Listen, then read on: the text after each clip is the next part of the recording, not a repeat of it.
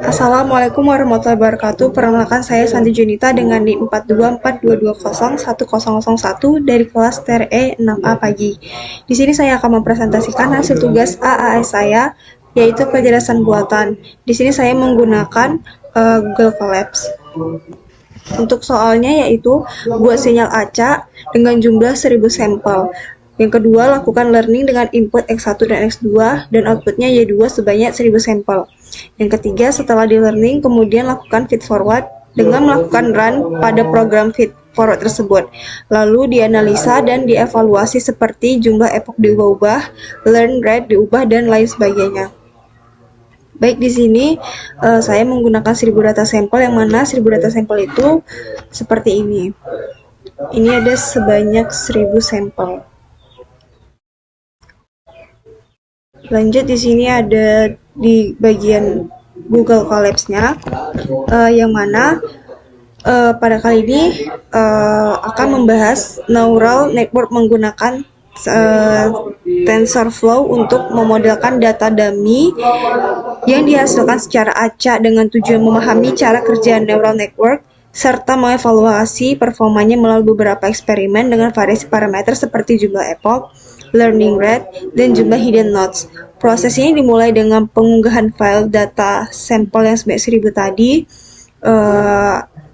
yang berisi data dummy dengan 1000 baris dan kolom X1, X2 sebagai filter input, serta X1-nya sebagai target outputnya. Setelah data itu siap, kita mengimpor library yang diperlukan seperti NumPy, Matplotlib, Scikit, dan TensorFlow untuk membangun model neural network sequential dengan arsitektur input layer 2 fitur, hidden layer dengan jumlah neural variabel dan fungsi aktivasi ReLU, serta output layer 1 neuron untuk prediksi nilai kontinu. Kemudian dilatih menggunakan data train selama jumlah epoch yang ditentukan dan dievaluasi performanya menggunakan MSE pada data train dan tes serta divisualisasikan perbandingan antara target aktual dan prediksi modelnya.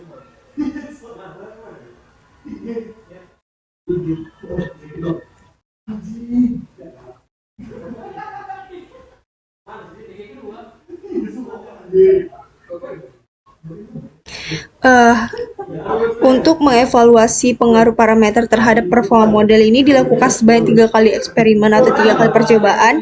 Yang pertama yaitu hasil grafik yang pertama menggunakan learning rate 0,5 dengan epoch 50 dan hidden nodes-nya 5. Meskipun MSE-nya terlihat kecil, yaitu 0,03524, dengan prediksi garis hijau tampak datar dan tidak mengikuti data target, yaitu pada garis merah. Hal ini disebabkan oleh learning rate yang terlalu tinggi, sehingga model gagal konvergen dan hanya menebar rata-rata. Jumlah epoch dan node yang minim juga memperparah kondisi. Kesimpulannya, model ini tidak stabil dan gagal belajar. Solusinya yaitu menggunakan learning rate lebih kecil dan tambahan pada epoch. Lalu untuk hasil grafik dari yang kedua yaitu menggunakan learning rate 0,01 dengan 200 epoch dan hidden nodes-nya 10, menghasilkan MSE yaitu 0,00284. Grafik ini menunjukkan prediksi pada warna hijau mendekati target pada warna merah secara konsisten. Kombinasi parameter yang seimbang membuat model belajar stabil dan akurat, mampu menangkap pola data dengan baik. Lalu pada hasil grafik ketiga atau yang terakhir yaitu menggunakan learning rate 0,001 dengan epochnya 1000 dan hidden nodes-nya 20, menunjukkan hasil yang sangat akurat dan stabil. Nilai MSE-nya sangat rendah yaitu 0,00252 dengan prediksi pada warna hijau mengikuti target dengan berwarna merah hampir sempurna.